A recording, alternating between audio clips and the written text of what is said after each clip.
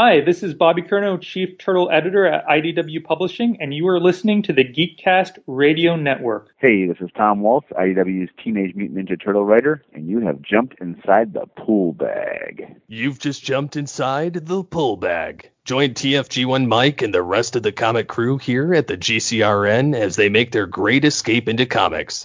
From DC, Marvel, and Image to IDW, Boom Studios, and Zenescope, we have everything right here. We cover things like Transformers, He-Man, superheroes, TMNT, and Radiant Black. Yeah, we have all that and so much more. It's all inside the pull bag here on the Geekcast Radio Network. So, without further ado, it's time to talk about the comics we're reading right now, here inside the pull bag.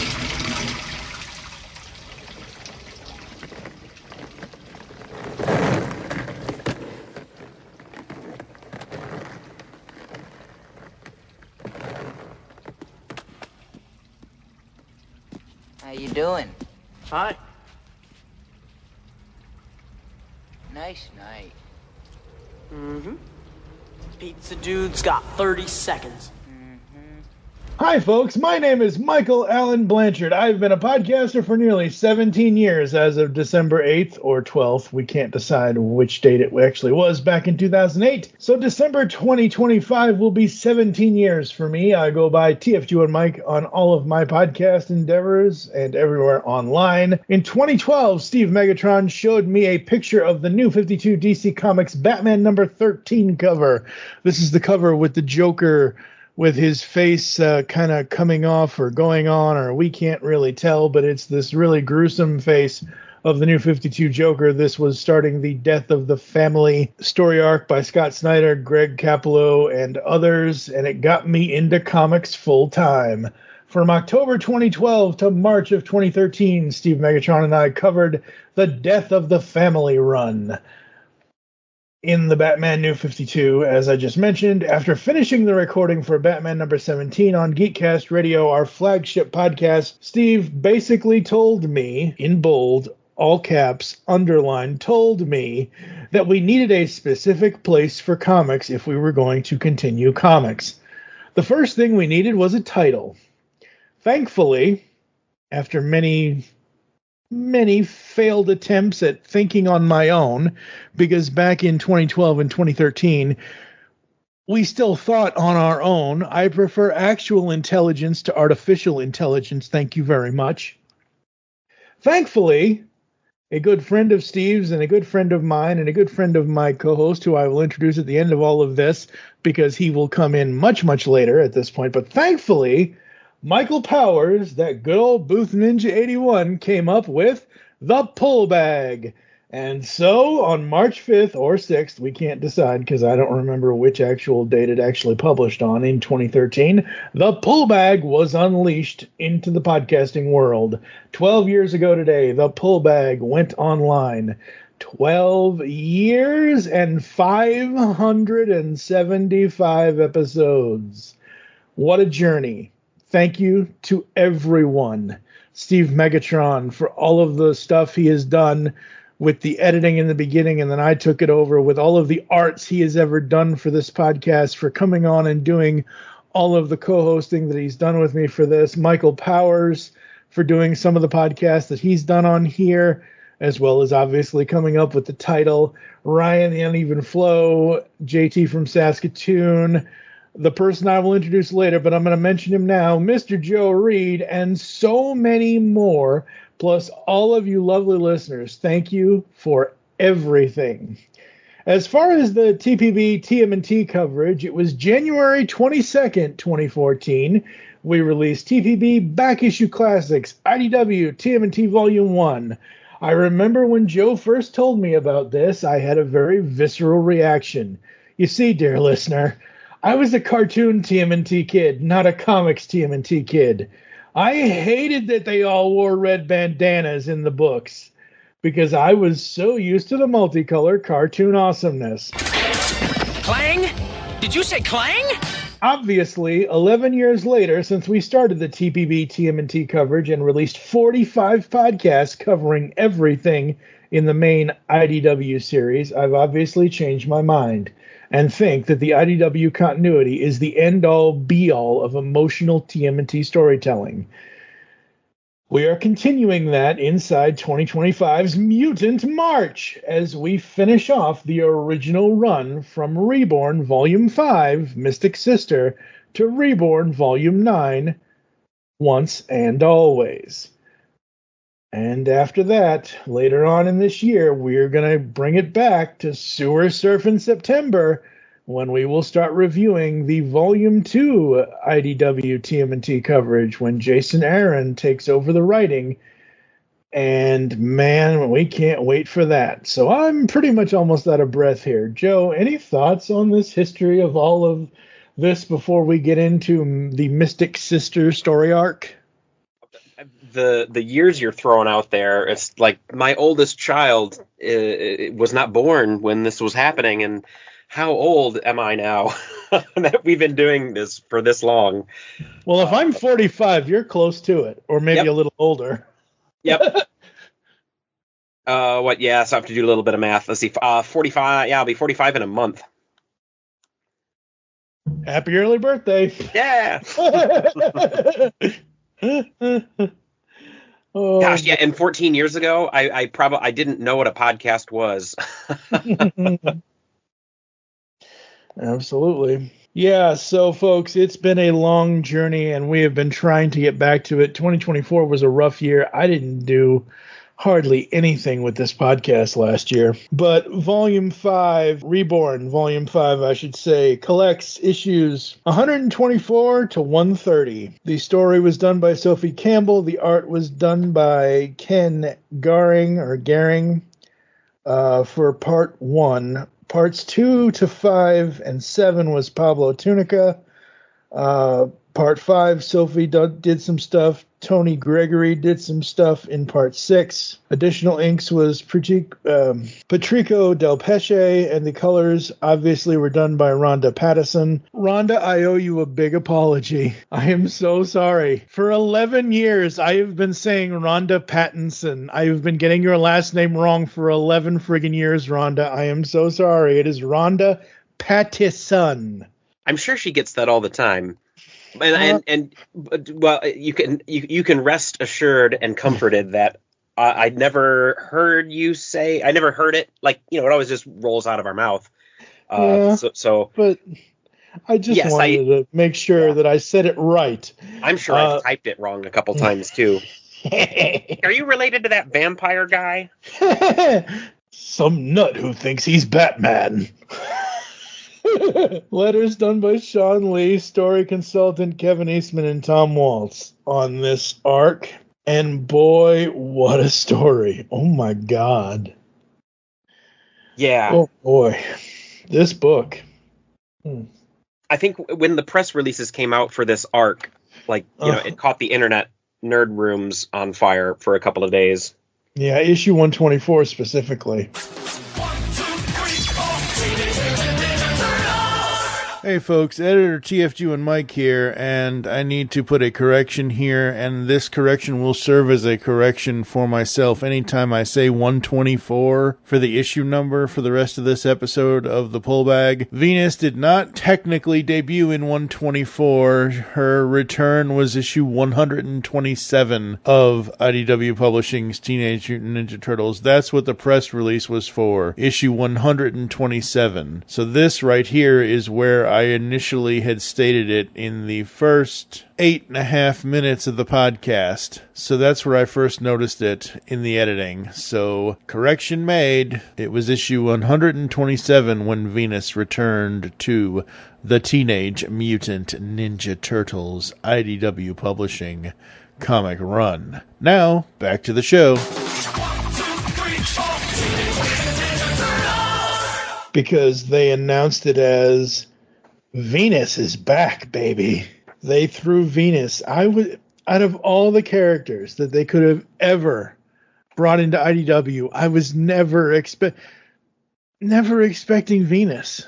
I didn't expect Venus either, and I think it comes from just like the decency to know that there are some characters that don't hold up well or didn't get a good shake. The audience responded badly, and it felt for years like one of those rules that you're just not going to break. Like you can't bring Uncle Ben back, you can't kill off Alfred. Like there are just some rules that you can't break, and bringing Venus into the comics felt like one of those rules. Peter Laird notoriously hated the character in that live action show. I think he was sole owner by that point. And I think Kevin has been kind of indifferent. They both did want a fifth turtle at a point, and the name, it was going to be Kirby, based off Jack Kirby. Yeah. Gosh, and I think about a fifth turtle too. The first time I remember ever seeing that was when in one of the Archie turtles, April got mutated.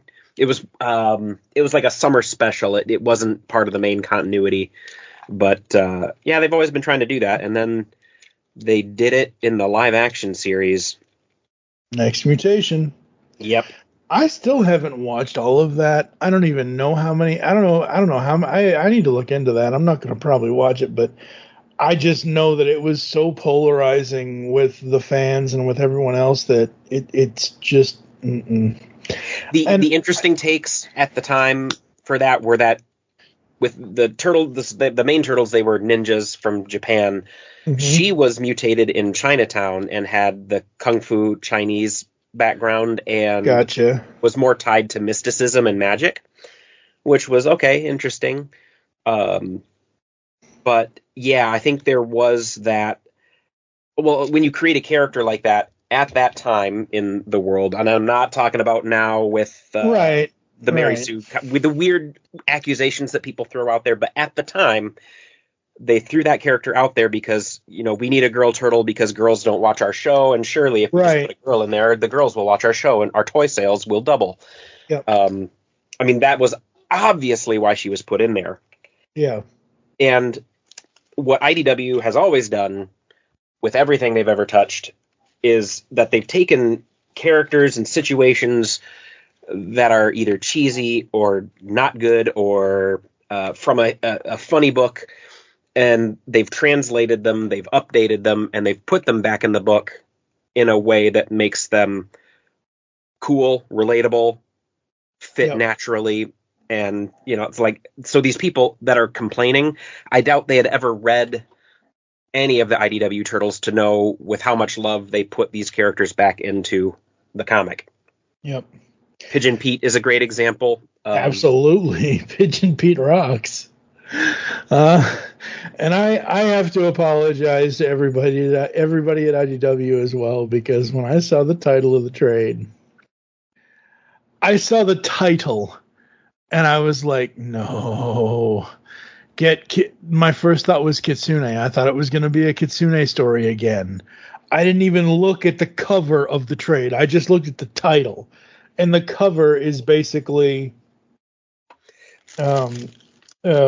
Venus, basically robot part. She's basically Pinocchio'd.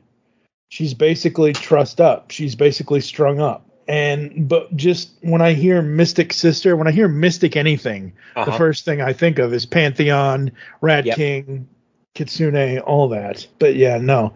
And IDW always has and always will, with the Turtles, do their best to give us unexpected awesomeness. Yeah, and it just will. All of the comics and movies and books, media of any kind that I enjoy most is done by the creators that love what they're doing, or that love the characters, they love the story. There's something about it that they love. And with Sophie writing this book, like, Sophie liked Venus. Yeah. And felt maybe, like at the time in the old show, maybe that she got done dirty. And this was her time to redeem the character. And I absolutely think she did. And I don't, I'm so far behind reading. That's a whole other story. I don't know if she comes back. I hope she comes back. I hope she gets like a complete arc. Not that this isn't a complete arc, but I hope she gets more arcs. Yeah. Because I'd like to see where that character goes. So, folks, what I can tell you right now what's going to happen. Here in Mutant March, we are going to finish off the main run, the original run. So Volume 6 is Game Changers, Volume 7 is Isolation, Volume 8 is Damage Done, and Volume 9 is First, Last, and Always. That takes us through issue 150. And after that, when we go to Sewer Surf in September, is when we will start the Jason Aaron run. I have read the first 2 issues of that. I did too. I don't. Oh well, I mean, you know what? It is what it is. It's no, it's fine. But for it's me, far enough away that absolutely, no, it's fine. But the thing, and you know us, you know this better than anybody else. We've been doing this for 11 friggin' years, dude. We don't worry about spoilers here because we cover it enough after the fact that people should. If you haven't read it by now, stop listening to this podcast at this very moment, not for this episode, but like when we get to that specific thing, if you haven't read those, stop, go read the issue, come back and listen to it. That's the greatest thing about podcasts. If you're listening to a podcast and we sit here and tell you there are going to be spoilers, the first thing you should do is, okay, they've told me there are going to be spoilers. I shouldn't be upset at that podcast because they specifically said there's going to be spoilers. What I should do as a responsible podcast listener is stop the podcast, go read the comic for myself, and come back and listen to their opinion later. Yeah, we'll still be here. Yeah, we'll still be here. We ain't going anywhere. Not yet, anyway. But the thing of it is my point is that I read those when they first came out, and I enjoyed them because it's sort of a it's sort of a 151, 152 thing, but they're kind of not. They're still continuing with our characters, but it's also still a reset. I think 1, 2, 3, and 4. I don't know about 5, but 1, 2, 3, and 4 feel like a reintroduction of kind of like how we had the micro series, Micro Leo, Micro Raph, Micro Mikey, and Micro Donnie originally. Like it's character. It's like a character one shot for those first 4 issues. I think. I could be wrong. I don't remember, folks. But I liked what I read. And I don't dislike Jason Aaron. I haven't read enough of his stuff. But what I read in those first 2 issues, I really dug. So we're going to still have fun with Turtles, folks. Mystic Sister, where should we begin with this? Because everybody's out in Mutant Town. Yeah, this was a hard... as I flipped this open to read it, I thought, this is going to be a hard one to talk about because there aren't any words in it. Yeah. It kind of read to me like the Christmas episodes or Christmas issues where we just kind of check in on all the characters. Yeah, it's a check-in issue. Yep. But I forgot when Mystic Shredder, Orokosaki, astral planing around keeping everybody safe showed up, but we've talked about it. So I needed to be reminded that he's there. I like that he's there. Without Splinter, I like that he's there. It's when the story goes on for so long, you have to be okay to change the status quo of the characters. Yeah. And these realistic depictions, these emotional depictions of these characters, they've got to grow. It's neat to see Orokosaki grow into a different individual. Yep, absolutely. But I think the only words in this entire issue are the words on the missing poster. Mm-hmm. for the three little rascals there. Well, the Alopex goes out looking for them. It's Christmas. They know the weasels are missing. Yep. Shredder follows her. They eventually find Old Hob and the weasels, and they're romping around. They're playing. It's Christmas. There's a Christmas tree, and Shredder's seeing them on the astral plane and realizes. I don't think Alopex finds them, but. Shredder writes the note and puts it on the door of the dojo that the weasels are with Hob, but they are safe and happy, signed a friend. Yep. Yeah, I like this. And again, they're doing something here that not a lot of comics would do. They're telling you a story. They're telling you a visual story. You don't, like I said, you don't need, like, I knew every bit of this story. Mm-hmm. I mean, like I said, you have the missing poster that, like, you don't even have Mutant Town, 3 a.m., and then the missing poster. You don't even have any of the what's the word? Exposition. Not no, you don't have the placeholders, the oh god, what, my brain is failing me. The location type stuff. The captions? The caption type stuff. You don't even have that. You just have, but you can, like, when we get to the panel where it's I think it's Leo. Maybe it's Leo. He's got blue slippers. Where the kid is giving him the cup of coffee or hot chocolate or whatever. Okay, the kid's giving him a cup of thing and whatever. And it's like, here, come, share and do this and do that. And it's Christmas and we should all be together. And then you got, Ghost Shredder going around and checking in on everybody, which is great because he's kind of keeping everybody together and keeping an eye on everybody, and it's cool. And this issue actually reads really fast if you really think about it, because there are no words whatsoever. I think it's an advanced technique to read the pictures. Like, you can't just look at the pictures and not have the story completed for you. I think it takes a lot of skill to do the pacing and to make sure that it makes sense from panel to panel. But I do know people that will look at an abstract piece of art, not a non-objective piece, but something that actually has things in it that looks weird, and they don't read the art piece. They see it as just the shapes on the canvas. But no, if you look at that and if you see how the shapes relate and how the characters are relating in this and how the actions are relating and where they're going, you can make sense of it without the need of words. And I think that's really kind of cool. Yep. You couldn't really do that with any of the other talents that it takes to do a comic. Like, you can't take away the pictures and just have the words, because then it'd be a novel. And you can't do just the colors but not the inking and the words, because then it'd just be painting. Yep. Sorry, no turtle waxing today. Yeah, the 124 is awesome for that visual story that it gave us. So we get into 125. Is that correct? Yeah, 125. We start out at Burnout Island months ago. Oh boy, which I didn't see coming. Yeah, we're going back to the past, everybody.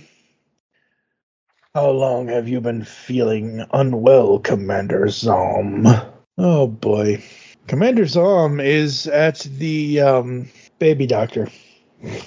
Yeah, we didn't. As soon as I read that, I'm like, uh-oh, she's pregnant. And one of the Krangs later, not Krang, Utrom. Utrom, yep. One of the Utroms later, sorry, I was living in 2012 land. One of the Utroms later says that the Triceratons do not produce sexually, or they don't have babies. They're clones. They don't have the equipment. And so it's kind of a miracle when we find out later this issue that she's pregnant. And I forgot the evil cranky one's name. Shirel. Shirel. He's ended up being the Shredder in the 2003 series. Later, he's saying that these dead husks of Triceraton soldiers would be perfect to incubate new Krang. And so it's just seeing that there's a reproduction issue with both of these species that are living here on Earth. They've got issues with that. And no, it's barbaric to use our dead bodies. They're soldiers. We need to burn their bodies. But we need more baby Utroms. How else are we going to do this? So there's a debate. There's unrest. Yes, there's unrest. Please forgive the interruption. It's all right, Doctor. What is it? The final tests are complete, and you're pregnant. You're preggers. You're preggers. We go back to the present day, and we're in the sewer, or we're in somebody's apartment with April and who is that? Oh God, what's it? Mona? I think it's Mona. Yep. And hey, look, it's Pepperoni! Yay, Pepperoni! Yay. Mayor Stockman. Oh God, Mayor Stockman. That guy. Would have been better if he just buzzed off like the fly he used to be. Yeah, I wonder if we're ever going to get him as a fly. I don't think we are. I could be wrong, but I don't think so. Yeah, we almost got it, and I thought it was coming, but it looks like the turtles are getting ready to train. They must be at the Splinter Dojo. Yep. Training Carmen, their first human trainee. Yep. So they're training Carmen, and Jenica and what's the... Alopex? No, not Alopex. The Sheena. Sheena is off by herself, and she goes to Frankenstein. Yeah. She goes to Dr. Frankenstein. So we have a new character here, Dr. Barlow. Dr. Later Barlow admits that he is a human turned mouse who has been performing surgery on himself to remove his mouse-like features, and he's been helping other mutants of Mutant Town, both experimenting and working to turn them back into humans again. But just the way that he's drawn and the way that his repairs appear to be done all over the page right here from the go. Like, he's just he's out there. He's got different strategies. So this book basically turns into, even though his name is Dr. Barlow, and even though this book is titled Mystic Sister because of things that happen later with Venus and certain powers that she has, it basically turns into Dr. Frankenstein because he is Dr. Like, look at his design. Like, seriously? Like, I would rather have a mouser operate. The mousers are scary. They're scary robot mice. But this guy, like, I'm like, oh boy, I hope the next trade is not this. This was like a horror movie the whole time. Yeah. There are some parts that were like just a little over the edge for me later, but yeah, like every time he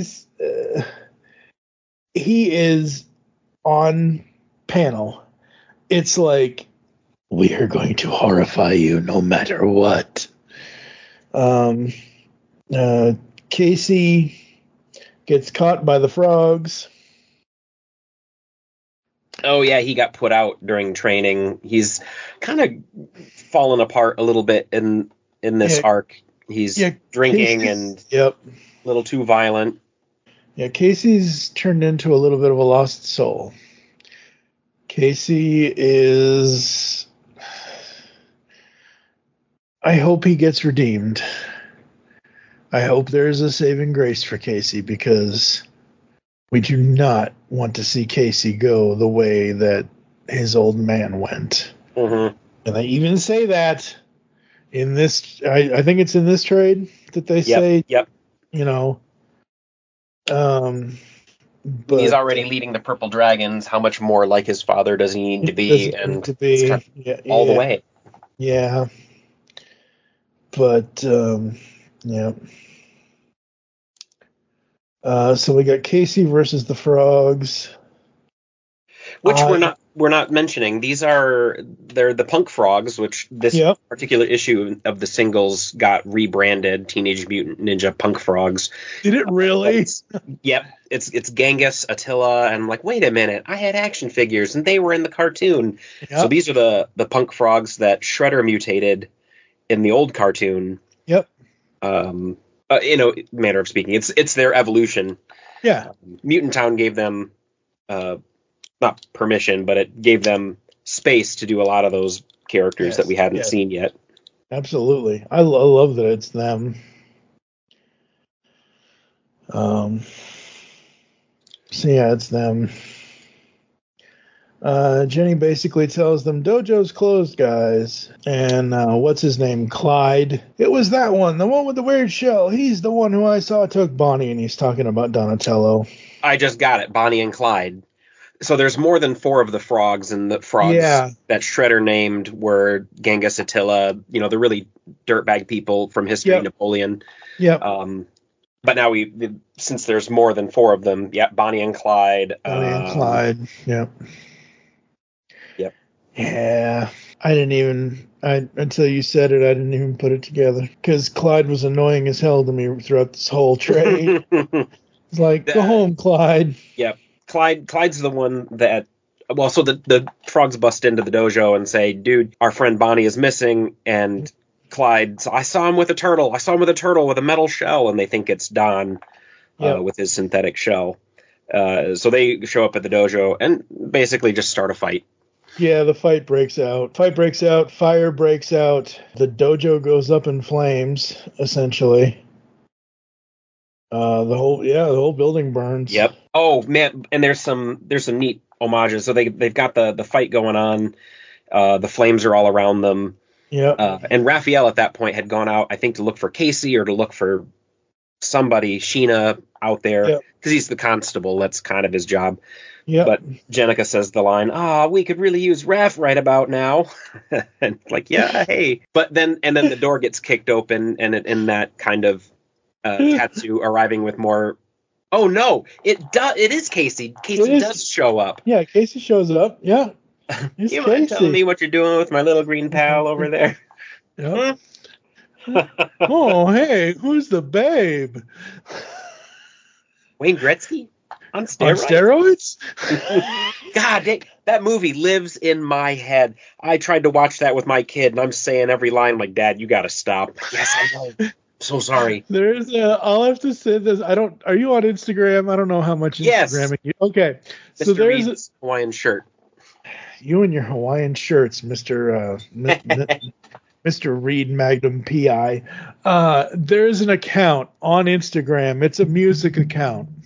I forget what the guy's name is. I'll have to send it to you. He's basically this guy who does the dad rock thing. And he'll do these videos where it's like dad shows up to pick up his kid from a party, but the party is playing 90s hits. And the dad starts jamming out, and he puts little captions about the kid saying, "Oh, Dad, please go home." Like he's just dropping his kid off at the party, but the dad wants to stay. Oh, it's hilarious. It's so good. It's so hilarious. No, dude, 11 friggin' years. Look, folks, we've been covering this series for 11 friggin' years of this podcast, and anytime they reference, and I swear to God, if they pull anything from this first or second movie, even I swear, if they pull out a burnt pizza, Frisbee, also good. Like, I swear to God. We're gonna quote it because we know it. I can't remember what I read last week, let alone what I had for breakfast yesterday. You sit here and you give me, these lines to say, especially as soon as I saw that, as I didn't even do guided view. As soon as I saw the burning page, I'm like, it's second time around. Yeah. The building is not second time around. It's their other headquarters. It's the Splinter Clan. It's not the set, but it's basically them homaging the second time around. And like you said, Jenica says, we could really use Raph right about now. Literally, she's line for line. And this is why, right now, folks, this is why we love and have loved and will always love everybody at IDW, because they know what to do, when to do it, and when to pull the punches that they're pulling. They know when to throw the lines that we love. And it's in a moment. Like, normally in certain battles or certain fights, it's like, okay, punch, kick, whatever. Do a quip, do a this, do a that. Oh, he said this, or oh, he said that. But you know, in the middle of this battle, if Mikey goes to a phone booth and says, yeah, I'd like a large blah, blah, blah, blah. Oh, by the way, no anchovies. You put anchovies on this thing and you're in big trouble. Look, it's gonna get us because it's gonna pull us right back to 1990 and that movie, because that movie, number one, we grew up on it. Number two, it's the best Turtles movie. Still, I wonder what the reader base was for this. Like it has to be men our age. Like that's got to be my primary population of readers. But I do wonder how many people are reading that and not getting the reference. Or not. Yeah. I mean, some people might just miss it because they don't have the movie memorized like you or I. But like, who wasn't there in 1990 to read that to get the reference? That's still reading this book.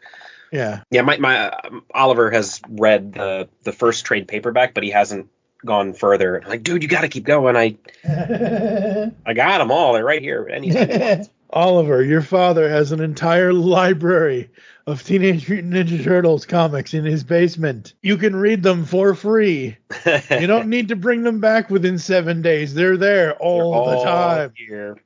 We got multiple printings of all of them. That's right. But yeah, he'll read it someday, I'm sure. Someday. Let's see, what was that old man talking about? What was he? Oh, this is good. What do we do? Nothing we can do. Casey! I can't believe Raph wasn't here. I can't believe it. And, yeah.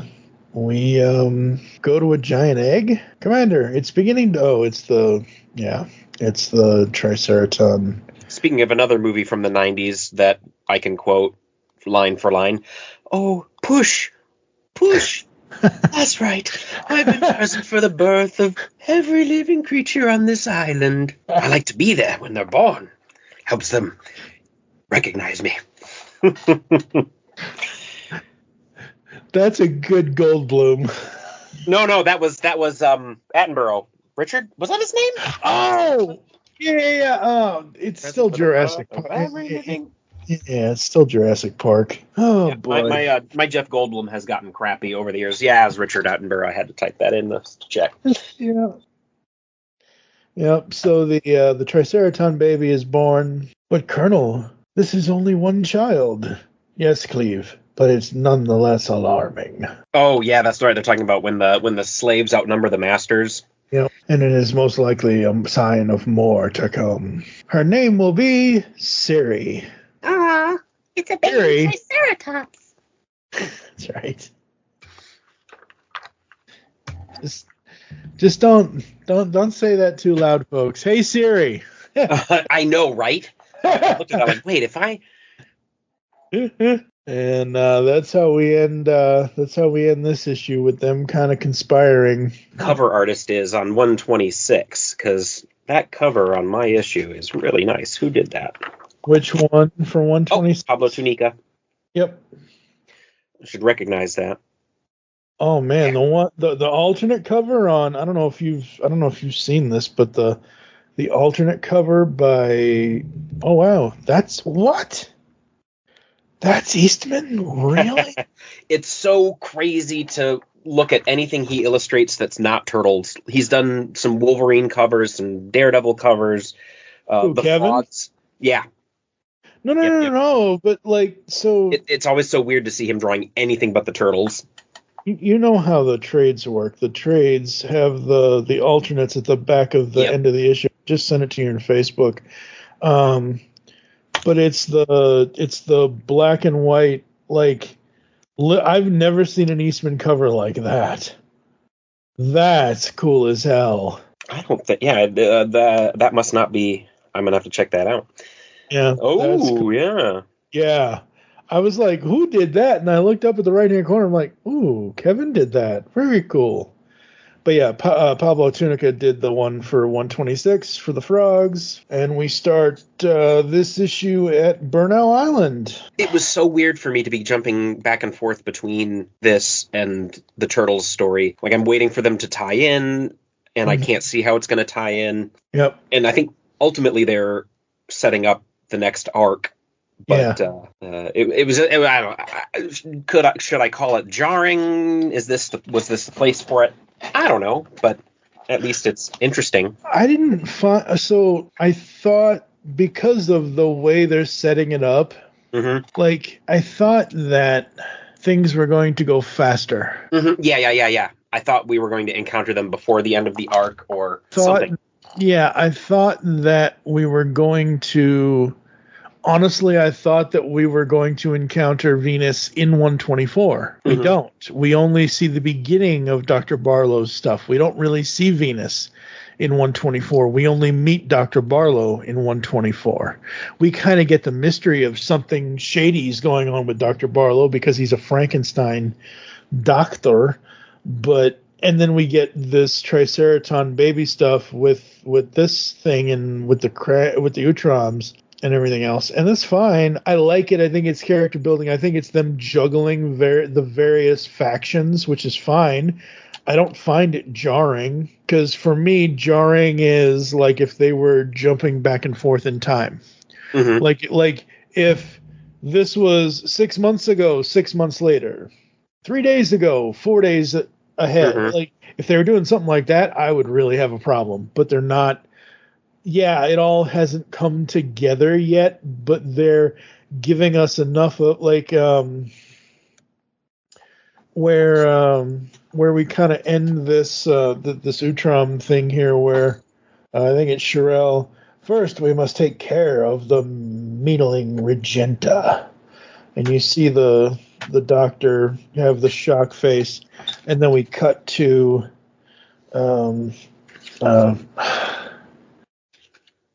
Mona. I always forget her name. Yes, it's right there. Well, Mona. Well, thanks for letting us sleep at your place, Mona. Sure thing. What a mess, you guys. So the transition between the end of the Utrom part here going into where Mona's place is, I find that easy. I find it interesting. And then we get into Dark Casey. Yeah, well, so what are we going to do about these frogs that came in and burnt the place down? Casey goes, revenge. Yeah. And then in the next panel, Leo goes, yeah, revenge. Which Jenica says, dang, Leo, I didn't expect it like that. Yeah. Yeah. I mean, you come into my house and burn it down. I think I understand why. Absolutely. So, okay. I know. We all know. Okay? We get it, that they're at home, they're not going to have their bandanas on, and as long as you see a bandana around their neck, I guess, no, technically Halifax doesn't have hers on either. But, like, I see Donnie's around his neck. Okay, Donnie wears purple. Halifax and Raph are together. Raph has his on because he's the constable, and Raph has gone from red to black. I don't really like that. Yeah, that I kept thinking he was Leo sometimes. Like Dark Leo from back in the day. Yeah. I kept thinking he was friggin' Ronin. Oh, yeah. Like, it's just... Overall, it's a small complaint. And at the end of the day, it's not going to really jar me because of how the conversation goes between Leo and Raph, because we know how Leo and Raph talk to each other. Yeah, the only time it got me was the silent issue, because we didn't have the verbal cues, and if you're not, I mean, I've gotten to the point where, because of Rhonda's coloring them so consistently, I can tell which character's which just by the green. Yeah. But nope. In that issue, I didn't have enough context. Yeah. In this issue, I don't mind. I love the coloring. I will always love Rhonda's coloring. However, I do have a problem with how Casey is drawn. I don't like the way he's drawn. He looks. He just.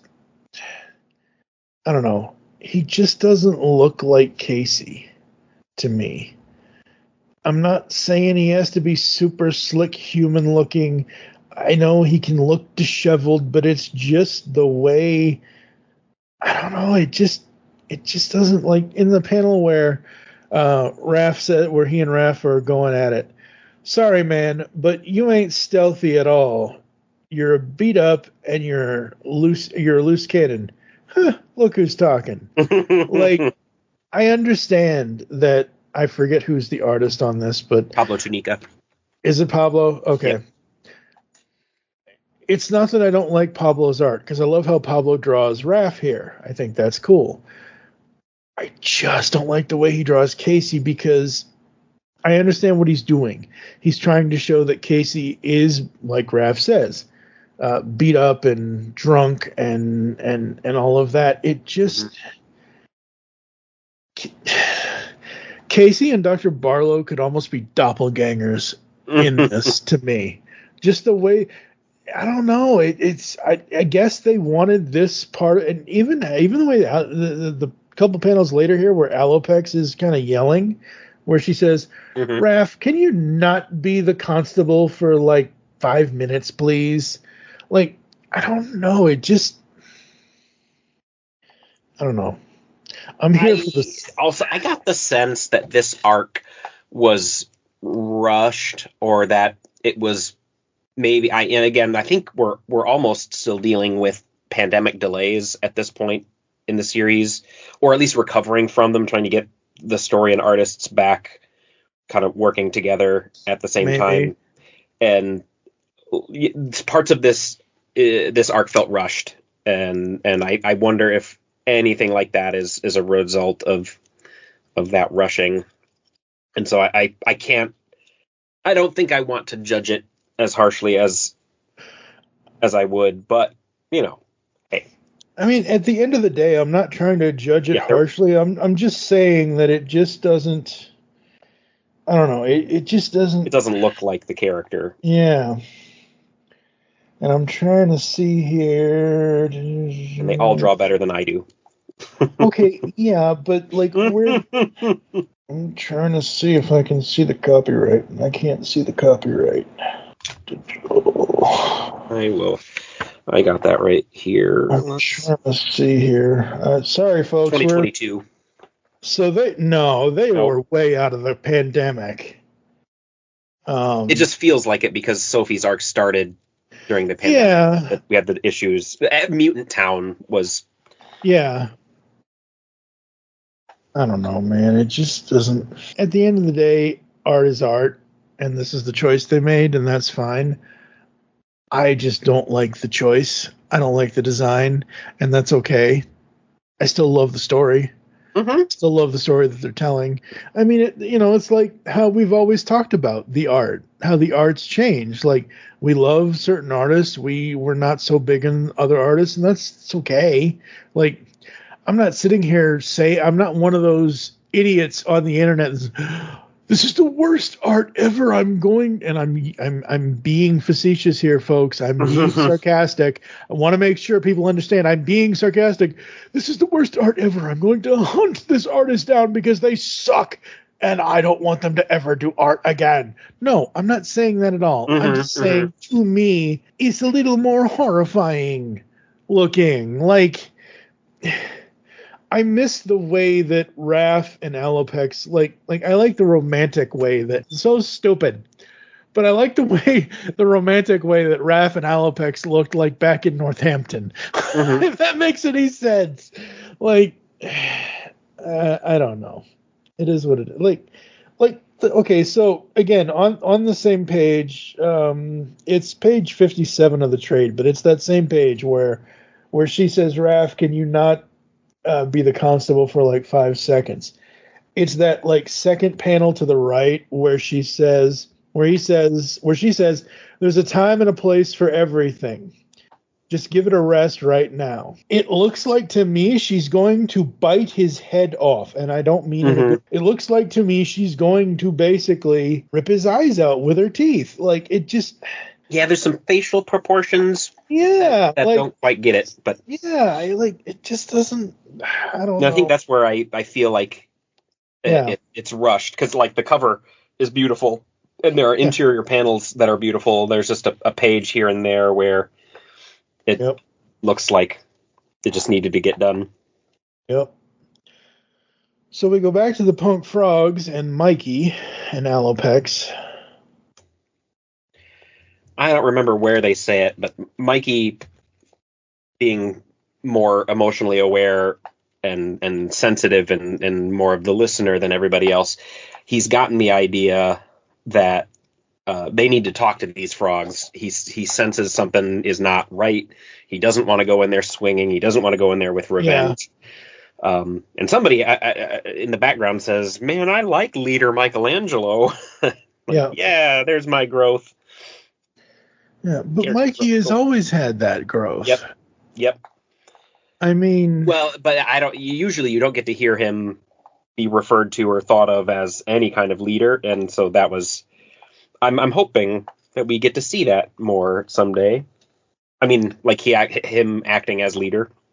Yeah, absolutely. Like he did with the kids, saving them. Yep. Absolutely. So we get the frogs versus the turtles. Get all that. I like how this looks. I think that's cool. Yeah, these are some good pages. Yeah, these are very good pages. Very, very, very, very cool. We get back to the sewer here. We see a Triceratops in the sewer because it's Dawn and Alopex, and they're looking in on. Oh yeah, they're finding. They fell in somewhere. Hard to tell how they got moved around and separated there, but they are in Dr. Barlow's area. Yep. Oh, it's two of Dr. Barlow's assistants. It's Dirtbag and Ground Chuck. Yep. The two action figures that I don't remember if they were in a cartoon. Yep. Bingo. Yeah, we're dealing with a real mind here. Yeah, because who is it that says it? Raph and Leo. Raph says we need to find Donnie and Alopex. Yeah, then let's get the hell out of here. Come back with reinforcements. And then we see Alopex. You okay? And then they go hunting and they find Dr. Barlow. And yeah. Donnie. I can't say that I have, but we are you here for a consultation? Oh my god, no. And we go back to the Utroms and the Triceratons. Maybe if you cleaned your doctor vest shirt, I'd be more apt to... really. Absolutely clean your doctor vest. Scrubs. Yeah, scrubs, there you go. Da-da, Superman. That's all I can remember off the top of my head from Scrubs. Da-da, Superman, the theme song. I need to watch that show again. That was a good show. So the Triceraton, we basically end with the Utroms and the Triceraton fighting over the baby. Chirel says, what did he say here? You aren't going anywhere, Commander. I've had it with this so-called truce that favors your people and dooms mine. That's not true, Chirel. Please stand down, Chirel. And he says, I don't believe I take orders from you. And he goes to fire. He kills the Triceraton. The baby goes up and up and up as the Triceraton, as Zom goes down and dies. And that's how the issue ends. Oh boy. Oh boy, I'm glad I wasn't reading this monthly, because waiting 30 days for that would have been killer. I'm hoping I get back to the point where I can read these in the car again. Oh god, you and your car. No, wait for the trade, folks. Wait for the trade. Read the whole story all at once. So we begin the next one. Morel, go! And keep Siri safe. And Morel goes, and the Triceratons attack for the herd, and we have an all-out battle. And Morel takes Siri under the thing here and takes her away and puts her in a Superman-like spaceship. It's not a Superman-like spaceship, folks. Actually, it's a age-upinator. Yeah. I was trying to. There's a Superman thing in the movies where they have all the biopods in there and they do things like that. But yep, it's an age-upinator. I can't believe I get a Doofenshmirtz reference in a Turtles podcast. Oh boy! But basically, yes, it's an age progression machine. Growth rate 3 years, 2 years, 3 years, 5 years. We go back to Dr. Barlow's. Meanwhile, in Mutant Town, we got Donnie, Dr. Barlow, and Alopex. And all of the other turtles and Casey. Dr. Barlow wants to tend to Leo's injuries. Screw Casey, though. He's human. We don't serve your kind here. Yeah. Ding, ding, ding, ding, ding. An hour in, folks, we get a Star Wars reference. That's right. Screw your kind. That panel where he introduces himself, oh God, horror movie character. Yeah, he's just so off-putting. And I think we're glancing over the fact that Donatello, with the synthetic shell and hearing about this guy who's performing plastic surgery on mutants, is interested in what he's got to say. He doesn't seem to be as horrified by the filth everywhere and the mutilations that this guy has done to himself. Like, oh man, Donnie, are you seriously considering this? And how sore off must you be to want that? Yeah, Donnie must really be in a lot of pain because yikes.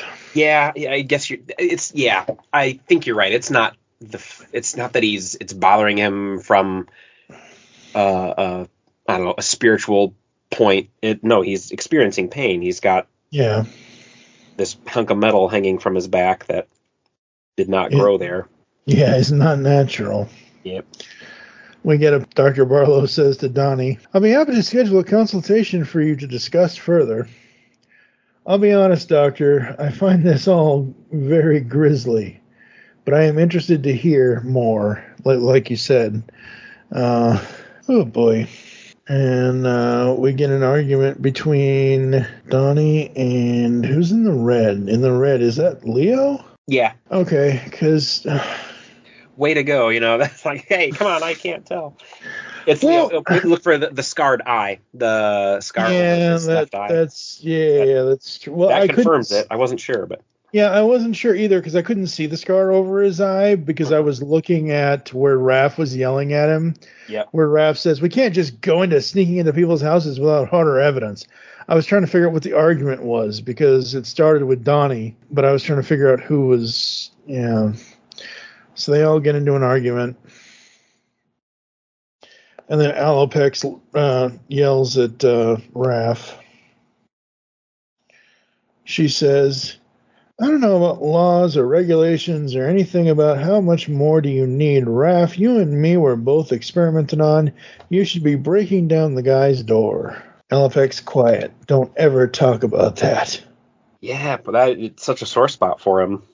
Very sore spot. Hey, instead of crashing with Mona again, what if we stayed at the old church bunker? Mikey's trying to keep it light. I love how they all grin after his suggestion. Yeah, I totally forgot how much potential this old church had.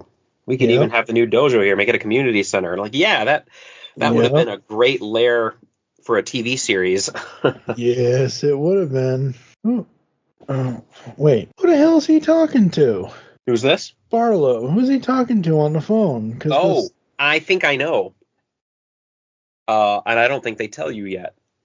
But I think it's Null. And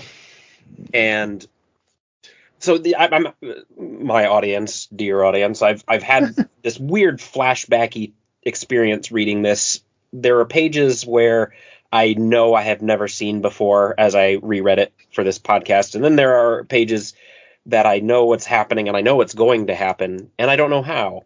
But like, I don't know how I know that that's Null. And I don't know how I know that I think Null was on about wanting to create a bad team of Ninja Turtles.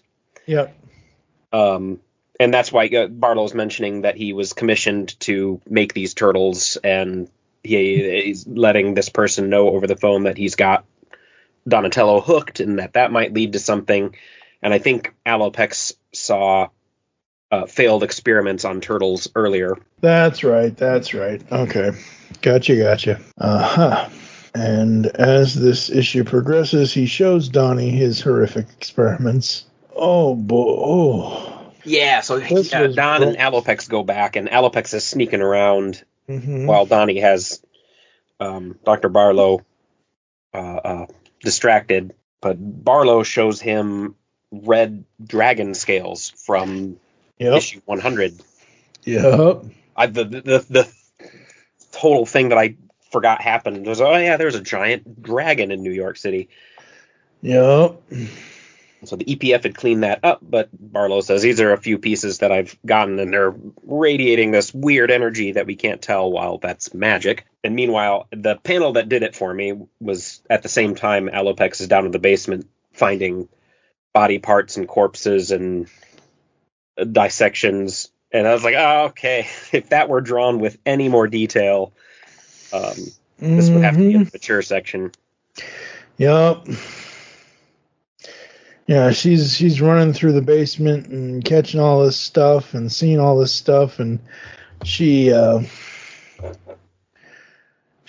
the door. Oh God, here she is. I call her Venus. What an interesting take on this character now that we've actually seen her. Yeah. Like the full panel of her. Oh my God. Yeah, she's.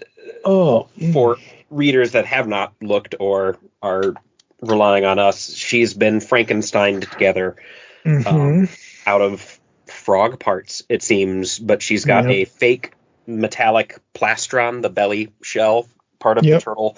Her arms and legs are missing. Her head's been stitched together. And she's glowing mystically, so there's more than just surgery happening here. Yeah, there's definitely more than just surgery happening here. Oh boy, so we get to the next issue. Which has a beautiful cover. Yep, this is the main cover of the trade. Yeah, she's done by Pablo. Suspended, hanging. Oh, kind of like in one of the Infinity War movies. Blue Robot, played by Karen Gillian. When he's got her hanging and dismantled. Yeah. Nebula. Nebula. It was on the tip of my tongue. So very up that alley. Yep. With the dragon scale being lowered into her shell. Yep. We begin this one on Burnow Island. Siri has been aged to 18 years. Yep. And she's all grown up. And you need to command one of your people's scout ships and escape, I understand. Siri, take this. She hands her the thing. She goes to escape. She drops the thing. And then they're found by Jarrell in his murder mech. Yeah, definitely a murder mech. Flashback to Mutant Town, and Alopex is in a battle for her life with, I always got their names mixed up. Groundchuck, Dirtbag, the mole. Yep. And Groundchuck the woodchuck. How much wood can a woodchuck chuck if a woodchuck could chuck wood? Oh boy. I can't believe I did a woodchuck joke in February, folks. Even though you'll hear this in Mutant March. Oh boy. So we get Venus and Dr. Barlow and Donatello. And we see her frog limb. And we see Donnie kind of attack Dr. Barlow a little bit here. And Donnie realizes the extent of his horrific experiments on dead things. Yes, and this Venus new turtle actually was Bonnie the punk frog. Well, she was dead when I started operating her. We just brought her back to life with the dragon scale. So we definitely are Frankensteining this together. Yes, very much so. That is not cool, Dr. Barlow. That's not cool at all. I think I used to be Bonnie, but my memory is fuzzy. There's a fight that breaks out. She has some sort of memory, and then we get to... It's Alopex. It's not Jenica, is it? No. Sheena. I know it's Sheena. Who's the green one? Oh, that's Donnie. He's waking up. Oh, it's Donnie. Yeah, he got okay. drugged and Yeah, that's right. Donnie, Alopex, and Sheena. Okay. And so Venus is now connecting with him telepathically. They now have a telepathic connection, and they are going to help each other escape. And that's essentially what the next few panels are, is Dr. Barlow trying to stop that from happening. He's trying to experiment on Donnie. She's telling him how to get through the experiment and don't let it overpower you. Basically, flow within it, be within it like a river. And Donnie goes to the astral plane. And Donnie runs into Venus in the astral plane. Runs into his dad, Hamato Yoshi. Uh-huh. Yep. He's watching all of this happen, but the person he's conversing with is still Jenica. She's guiding him around. Or Venus, not Jenica. Thank you. Oh my gosh. She's the lady turtle. Oops. Yeah, well, now we have two of them. Lady turtle. Now there are two of them. Yep. Oh, and Sophie did these pages. Yes, she did. And they're astral plane. Yep. And we get back to the Triceraton Krang fight, or Triceraton Utrom fight. See, even I do it. You know, folks, when something in 2003 names something and it becomes a part of the culture, and sometimes you just can't forget that, it's hard. Change may be constant, but it's difficult sometimes.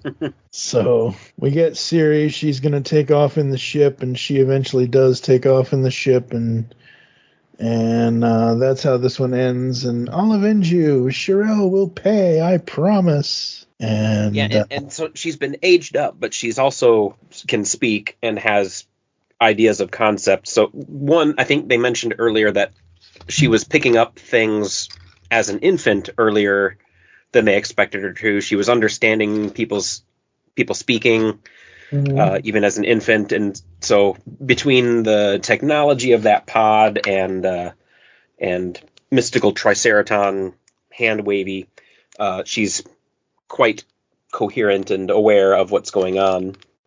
Absolutely, absolutely.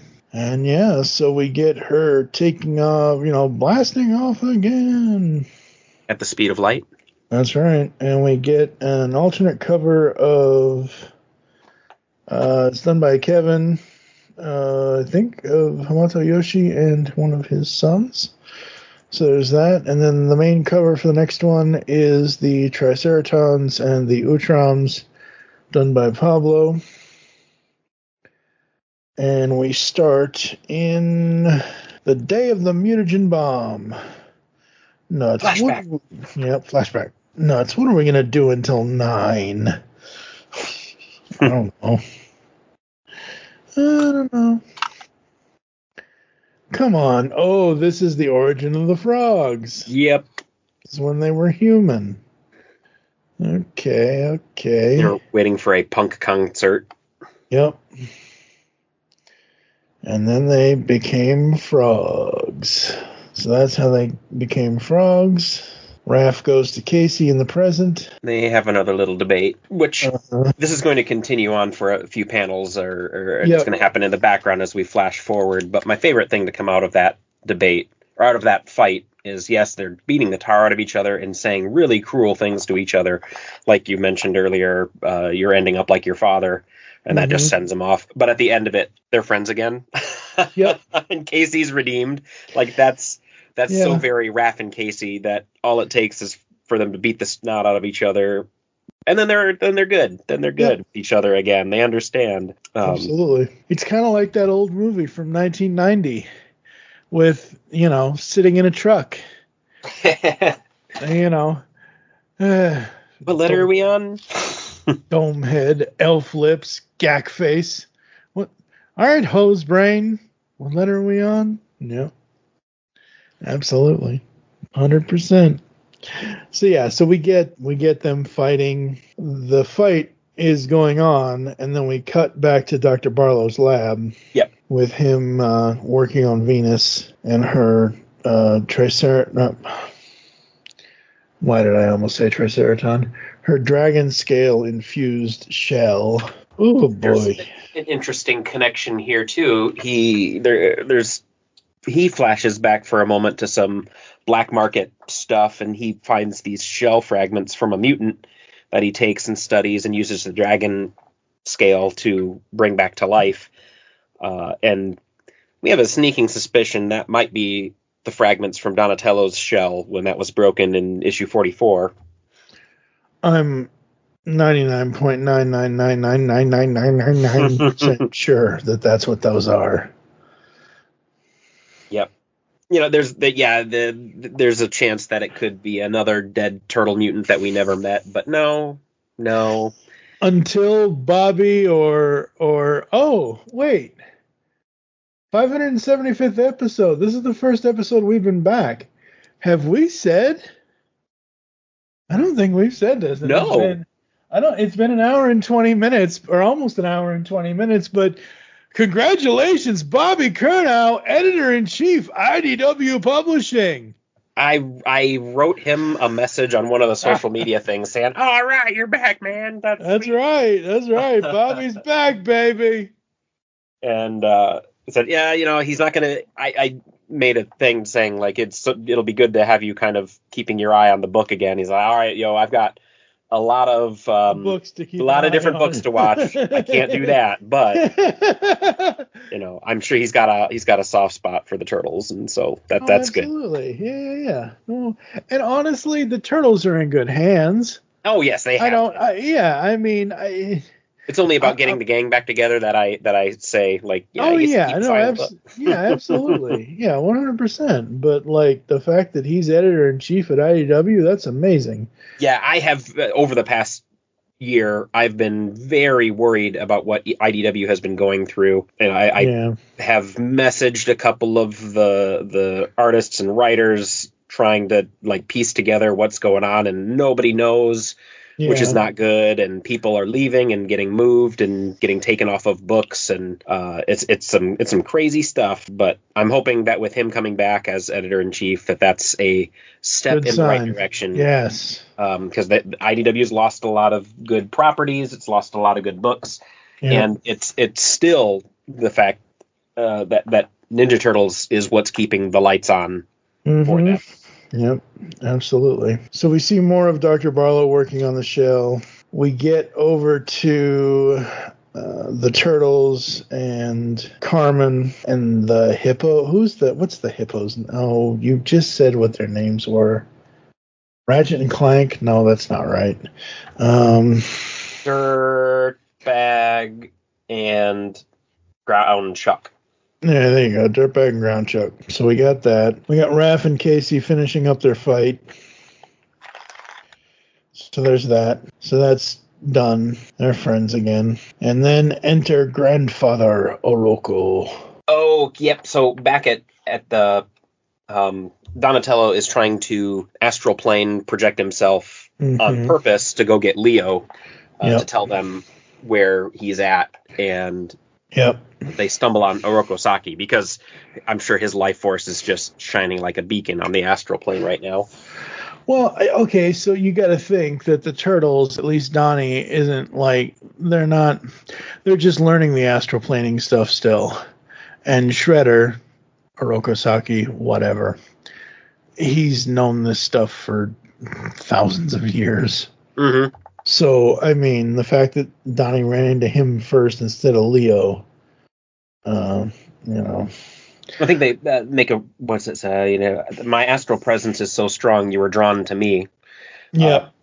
So it was, how that happened. They're like, hey, Donnie, you're doing the astral projection thing. He says he used to have trouble with that, being the technology mind, but Venus says it's all kind of the same thing, just working on a different level. Yep. And we get back to Leo, and he calls the constable. Raph, we found them. On our way. Raph and Casey and everybody gear up. And it's turtles versus frogs. Where are Alopex and Donnie? You got them somewhere. No, you've got it wrong. And I think I don't even have to remind myself. Mikey is probably somewhere saying, no, dudes, this is totally not right. We're misunderstanding. Absolutely. That's definitely what Mikey would be saying. And, we get that fight. We get,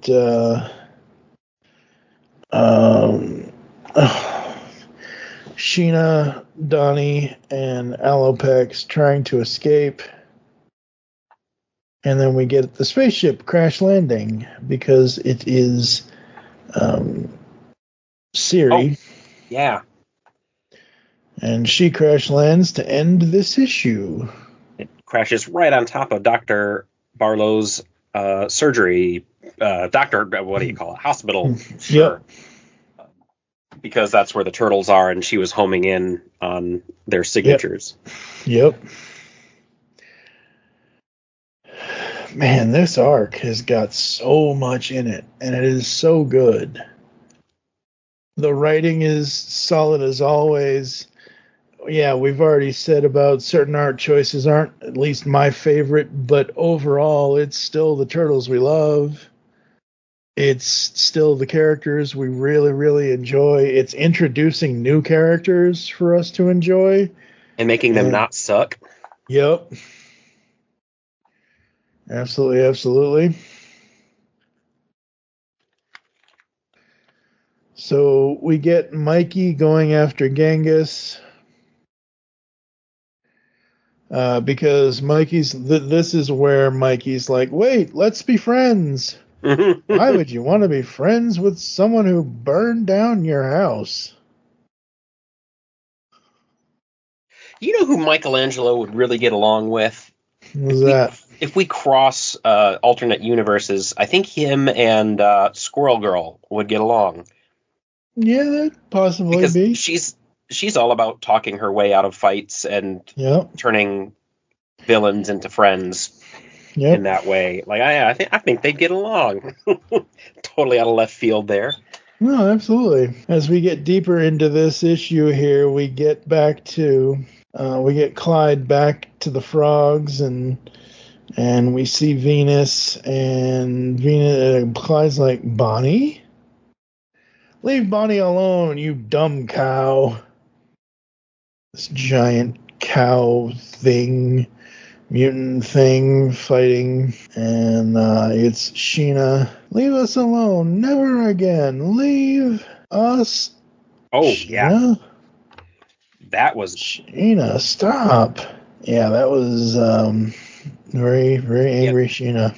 This page was a bit much for me, and I was surprised that reading this, I was surprised that Nickelodeon didn't stop them from doing this. It just, between Sheena going too far and the frog in the next panel. Yeah, I don't know how they got this by Nickelodeon, but they did. But again, like, Sheena here, leave us alone. Leave us alone. Like, her being this violent. Is this the most violent we've ever seen this book? Not really. Look what they did to Donnie in issue 44. Mm-hmm. I mean, come on, man. This isn't the worst thing that this book has ever done.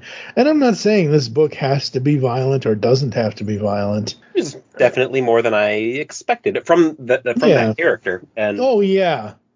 Well, I think they're pretty adamant that the turtles are not going to be able to kill anybody, like from a Nickelodeon standpoint. Oh, absolutely. Yeah. Yeah, they didn't say anything about anybody else. Let them have it, sure. So Clyde's kind of confused with this whole Venus thing, and Venus is not Bonnie, and Bonnie is gone, and all that, and Clyde's kind of sad, and he takes her arm away, and all that, and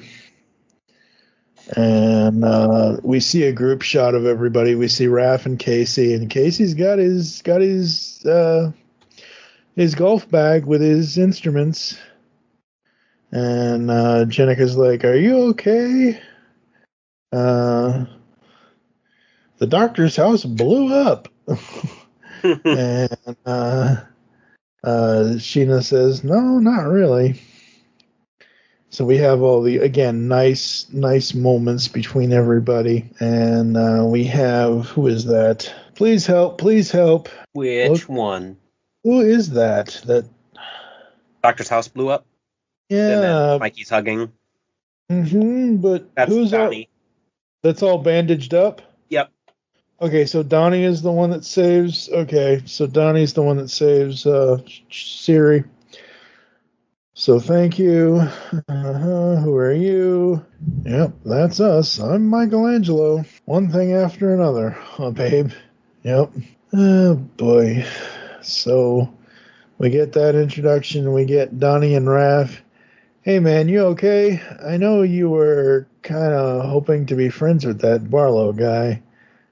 You don't even seem interested in what this Triceraton chick's all about. Yeah, he's totally... I'm fine. Rips off his bandages. Yeah, a little heartbroken that he couldn't get his shell fixed. I think that's actually secondary to the fact that he offered Venus a home to stay, and she chose to be alone.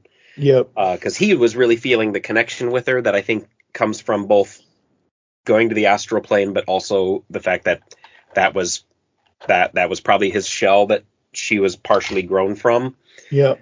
So there's more of that to that. And as everybody walks away and into the sunset, so to speak, Venus comes back and picks up Donnie's bandages and then braids them into her iconic braided bandana tail that she hangs from her neck. Oh, that's cool. Okay. And that's also kind of the fun thing about how little things like that get brought out that characters take with them and it becomes important, like Slash's black bandana being Leo's from Dark Leo arc, and then these bandages, which become the symbol tying Donatello to Venus, becomes her symbol. Like, those little things have been really cool. Yeah, it has. And it's part of what makes these formerly garbage characters into awesome characters for us now. Yep, absolutely. And then Bludgeon comes along. I didn't see him coming.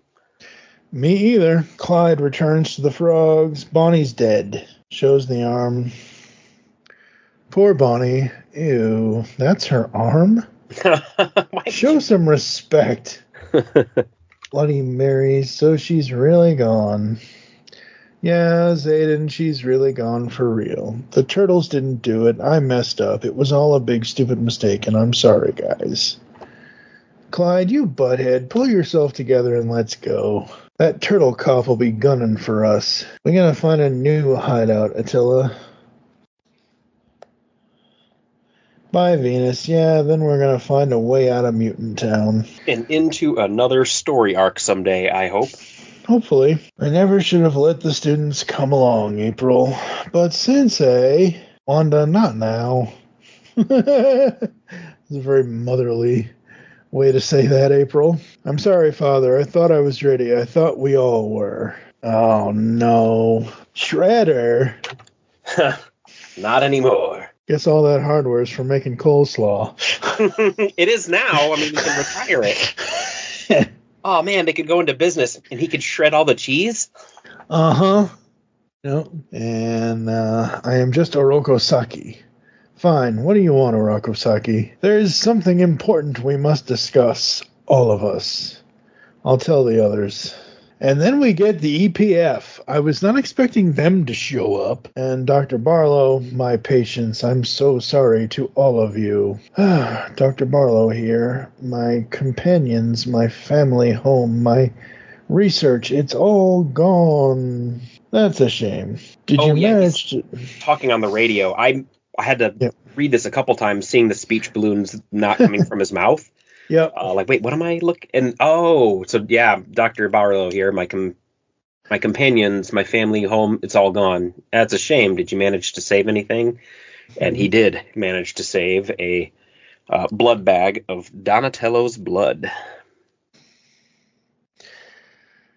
To which this person says, "Bring it to my office immediately and we'll discuss it." And the red outline is what made me think, oh, wait, it's Null. It's that weird skull, devil horn lady from the Archie books.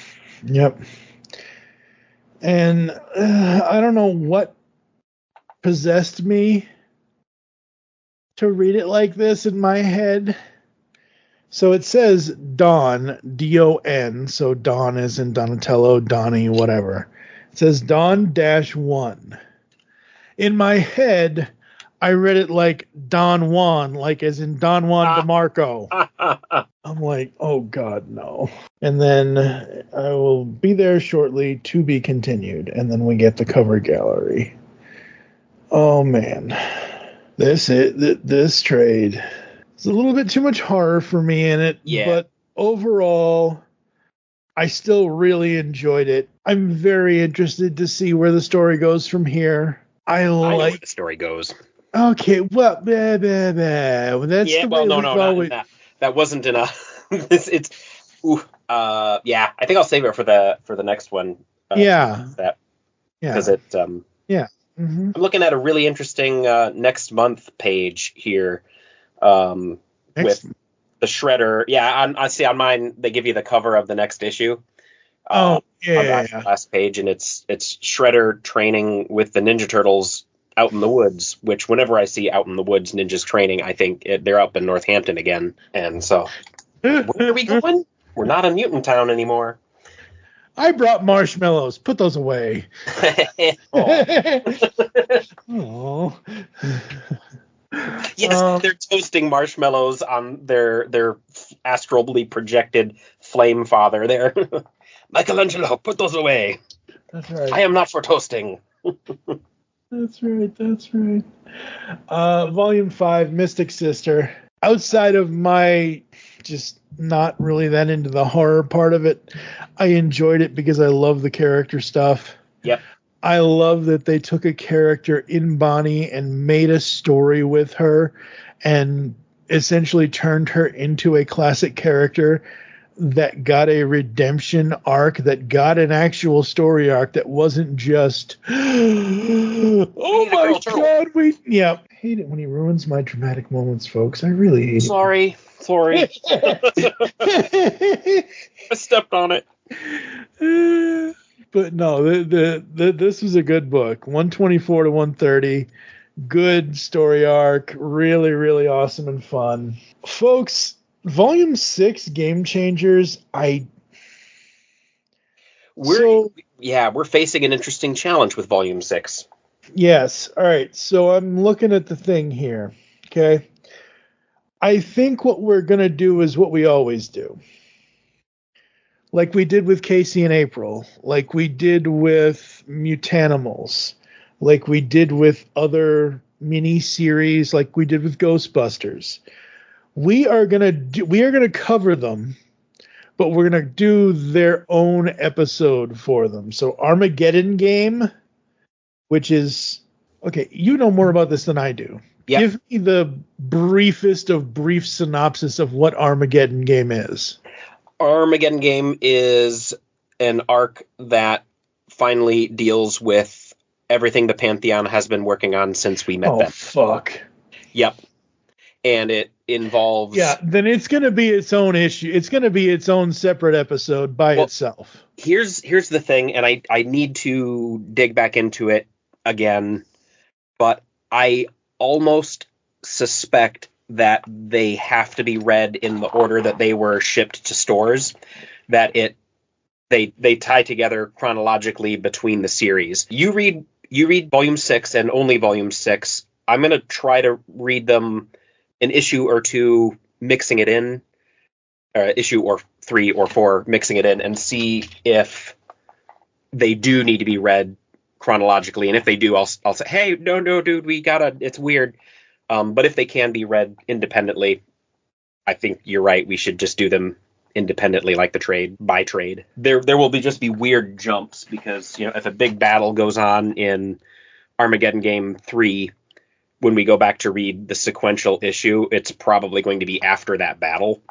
Okay. So yeah, and honest, this is the thing, audience. I struggled reading these books as they were coming out because school and life and mental health and all of that. But when I started to get back into it, I got up into Armageddon Game, and my store had a hard time pulling some of those other issues because while the series was going on, they also then dropped Opening Moves, the thing, and then there was a free comic book day catch up that also weaves in there, and I couldn't figure out what the order was. That they hadn't updated the continuity list because the series was still coming out. So between all of that, it just fouled my taste for the book. Okay. Not that it's bad.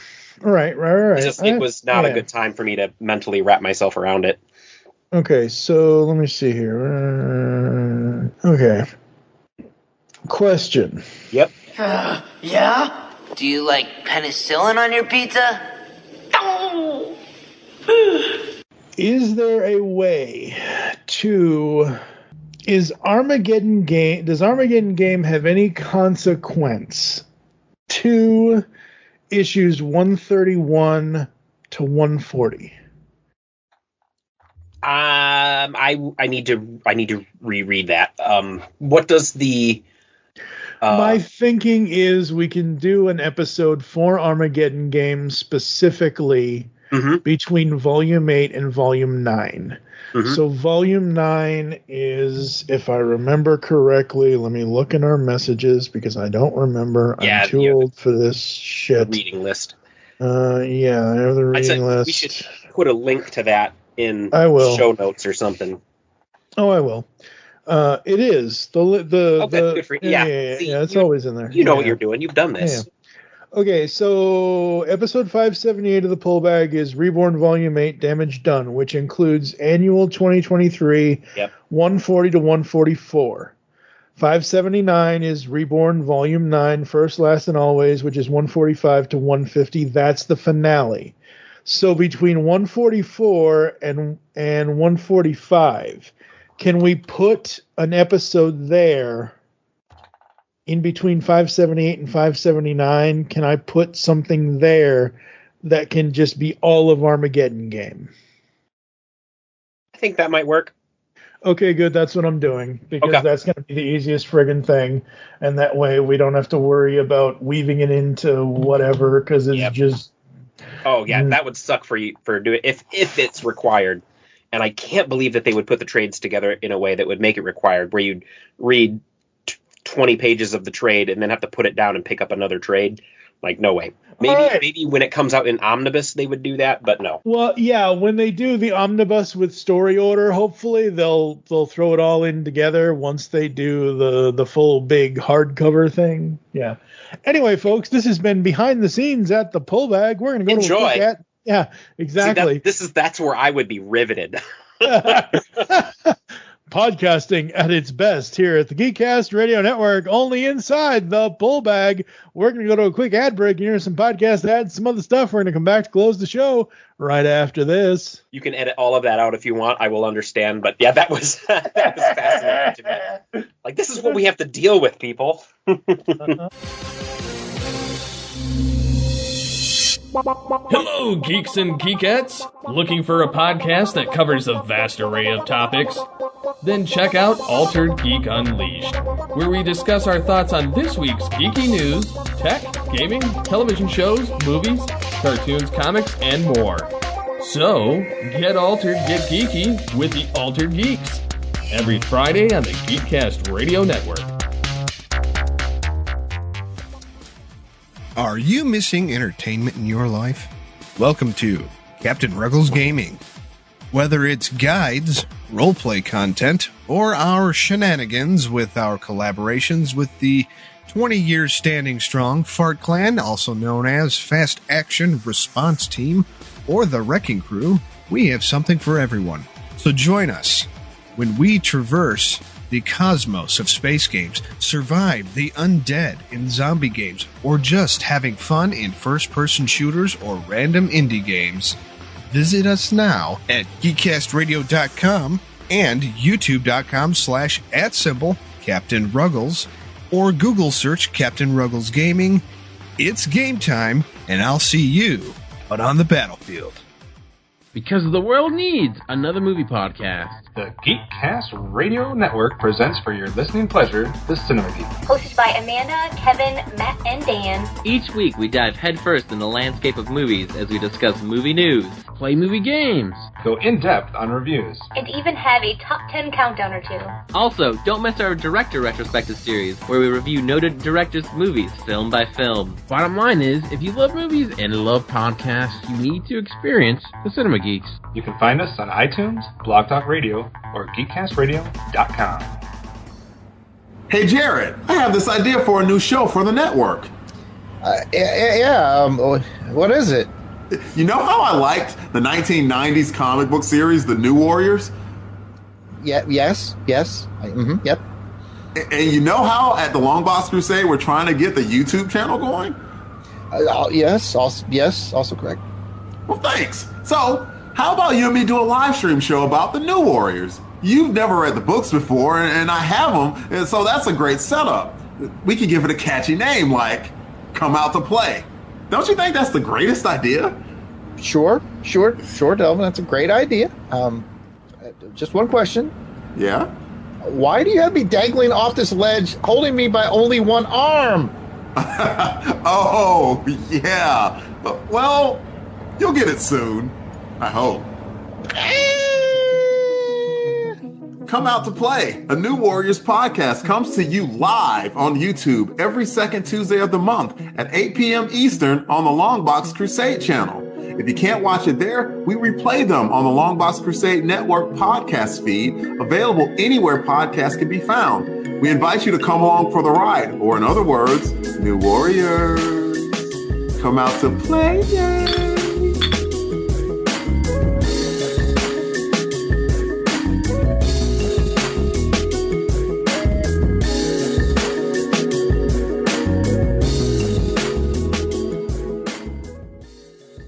Welcome to the Last Comic Shop Podcast, a comic book podcast that actually talks about comics.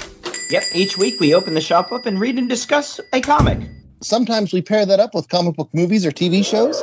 Or not. Lots of times it's just comic books and sound effects. Oh, yes, definitely lots of sound effects.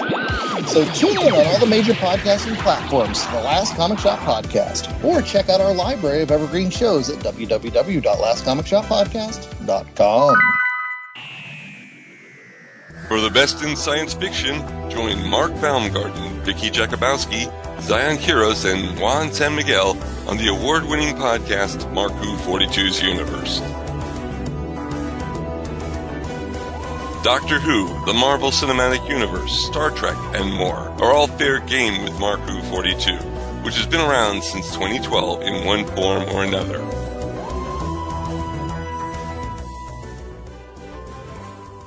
Marku 42's Universe is proud to be a part of Geekcast Radio Network, the best place to get your geek on.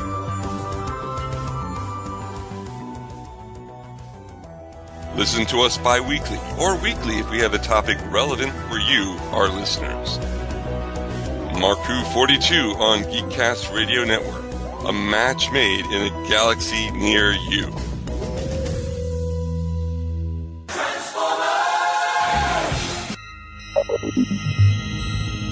You are receiving a transmission from the Rod Pod.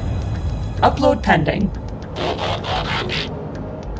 Stand by for soundtrack transfer. I am Maggie. And I am John. And we are trapped, hurtling through space in a ship shaped like Rodimus's head. The ship, for reasons we haven't been able to determine, contains the entire run of the IDW Transformers Phase 2 comic, which chronicle the events following the end of the war between the Autobots and Decepticons. So we figure we may as well read them all in order and report our findings to you. Stand by. Stand by. Upload complete. Now.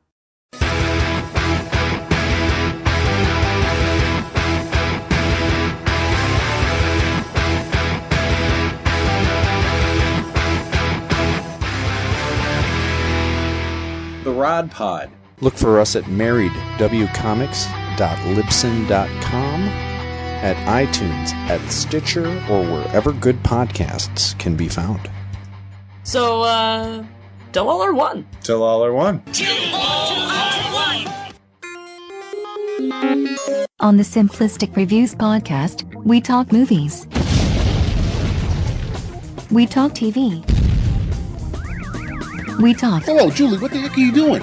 Trying to make our spots sound more exciting by adding explosions. Yeah, I'm pretty sure you could have got the point across with sound effects, not the real thing. Download the show on iTunes or at simplisticreviews.blogspot.com. I'm sure your insurance company will cover that. No, they won't. No, they probably won't. All right, folks, we are back here in the 575th episode of The Pull Bag. 12 years, holy crap, 575 episodes. Once again, thank you to anyone who has helped us along the way with this podcasting journey. Like I said at the top, Steve Megatron, Michael Powers, lovely turtle brother, Mr. Joe Reed here, all the listeners. You want to say that again? Woohoo! Everybody, I appreciate everything anyone has ever done for us here at the Geekcast Radio Network, and as well as here inside the Pull Bag. Anything you want to say, sir, before I close out the first episode of Mutant March 2025 with the outro? Yeah, this month, a couple of days ago, IDW released Teenage Mutant Ninja Turtles: The Mirage Years, 1993 through 1995, a collected trade paperback of Mirage Volume 2. And over my many years being a Ninja Turtle fan, I have been in contact with Jim Lawson, one of the original Mirage artists, back and forth. I've gotten commissions from him and met him at a convention once, met his fantastic wife, who has now befriended my wife, and they private message each other back and forth. And I talked to Jim about my motorcycles sometime. He's just this awesome dude. And Volume 2, the Mirage issues that came out from 93 to 95 were basically all him. It was when Peter and Kevin, the licensing was getting big and they were off doing their own thing, and the book was handed off to Jim. And these are his issues. He wrote an extraordinary introduction to the book. I think that's kind of how IDW pays these guys for basically using their content that they own. IDW owns it, but realistically, from a creative standpoint, the original creators deserve something, and so they pull them back in to write the intro, and they get a little bit of money for that. But at the time that Jim was writing that intro, I was posting something in a Facebook comment, and I started to wax all sentimental about the Turtles and what they mean and what they've meant to me. And Jim's wife commented on it, because it was in some Ninja Turtle group that they're all a part of. And then I get a private message from Jim on Facebook saying, dude, I just read that. Can I use this in my intro? And me, as the little fanboy, is whatever you want, sir. Yes, please take it. And so oh my gosh, it's in the book. And so he said it, sent it up, typed it up, wrote it up. And then we share Google Doc'd it back and forth. And I tweaked my words because he just copy and pasted it, and we had a little Google editing back and forth, and I helped him his part and he helped me with mine, and that's what got sent to the publisher. And so my name is now a part of Ninja Turtles history, in the introduction of this that Jim immortalized in that thing. And I would, ordinarily this would be all over. I don't know. Realistically, what's the word? If I weren't somebody to keep myself contained in public, I would have just blasted all of this all over my social media saying, I'm in this book, I'm history. Instead, I've been containing it and just letting it out here in this podcast at this moment, that I'm a part of Eternal's history now. My name is immortalized, and please go buy this book, listeners. Please go out and buy this book. Mirage Volume 2, there was really weird time for the Turtles, but Jim's awesome. His art was what the Turtles were from 93 to the end of the Mirage run. It was all his art. He came back to write it eventually, but it's interesting. It's neat. It was color. It was in color back in the day, but definitely please support it and read that intro. It's awesome. Yeah, you'll have to send me a link to that so I can put it in the show notes. Okay. And yes, shout it out across the internet, dude. You deserve to shout that out because that's amazing. You know how many times I've shouted out issue 55 of IDW? We're on the cover, dude. That's my podcast. Fucking hell. I've gone up to strangers who have no idea who I am. That's my podcast. Can I sign your book? Yeah, exactly. 9 years ago how the hell was it 9 years ago that happened? Oh, my. If you've ever been any kind of TMNT fan, you need to be reading this book. Geekcast Radio is on issue 55 of IDW TMNT. Which was Ben Bishop's first cover. Yep. On one of the variants. Yep. I brought that to him to sign. Does he want me to sign your copy? Because that's my podcast.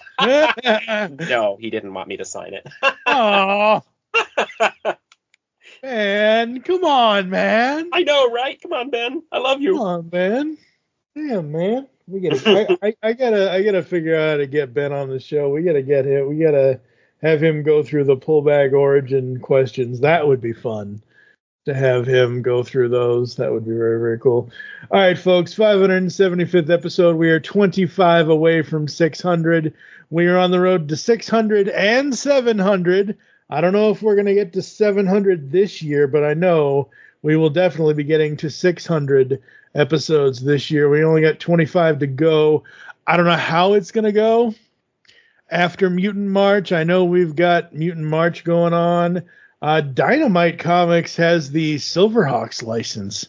They started a Silverhawks book, so my buddy Optimus Solo and I might be covering the Silverhawks and Thundercats comics that they're doing. So that's maybe what's going on. Obviously, Joe and I will be covering Turtles, as always. Joe and I will also be getting back to Radiant Black at some point. We got to do that, too. That's still going on. They're in their rebuild era now. So that's going on, but we got to catch up with that as well. So thank you for joining us inside the Pullbag. If you'd like to get in contact with us or leave feedback for the show, there are several ways to do so. Visit the website, geekcastradio.com, where you can listen to and comment on all of our content. You can also check out shop.geekcastradio.com and buy our merch. We got t-shirts up to 4XL. We got mouse. I don't know if we have mouse pads, but we have gamer pads. We have mugs. We have all kinds of stuff. Shop.geekcastradio.com. You can check us out in any of the podcatching clients you choose to use. You can follow us on X at Geekcast Radio, at The Pullbag. I am at TFG1 Mike. I think you X'd out of X, didn't you? I was never big into it, but I am on Blue Sky. I don't remember what my username is, but you can find me on Facebook through the Geek Stuff Garage Sale. So facebook.com/Geek Stuff Garage Sale. And you could find me on Instagram. I am at Mr. Reed's Hawaiian Shirt. I think there's some underscores between those letters, between the words, but that'll find me. Very cool, very cool. I will have Joe's links in the show notes, folks. I'll try to have them in there. Become a fan on Facebook. Go to facebook.com/Geekcast Radio Network. You can also check out the Pullbag over there as well. Join us next time here in Mutant March when we will be discussing TMNT Reborn Volume 6 Game Changers. For now, I am TFG1 Mike with Joe Reed. As always, make your great escape into comics, and we will catch you next time. What the hell was that? Well, that was a crime, you purse-scrubbing pukes. And this is the penalty. 2 minutes for slashing, 2 minutes for hooking, and let's not forget my personal favorite, 2 minutes for high stick. How about a 5-minute game misconduct for roughing, pal? Hey, Bogey, now who died and made you referee? You did your job, now get out of here and let me do mine. These JV lowlifes need to be taught a lesson. Not like that, they don't. Not from you.